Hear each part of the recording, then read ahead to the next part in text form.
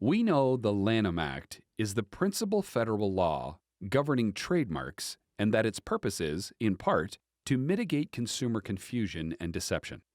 But how do the courts actually determine if either is present? The 1988 case of In re Budge Manufacturing Company, Incorporated examines this very question. Budge Manufacturing had been in the business of all sorts of car and vehicle covers since 1940. Budge offered automobile seat covers in various natural and synthetic fabrics. It even produced natural sheepskin seat covers.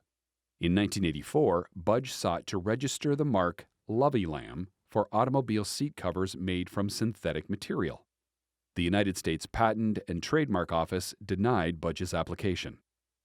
Budge appealed to the Trademark Trial and Appeal Board, which refused to allow the registration because it found that use of the word lamb was deceptive in violation of the Lanham Act. Budge appealed to the Federal Circuit.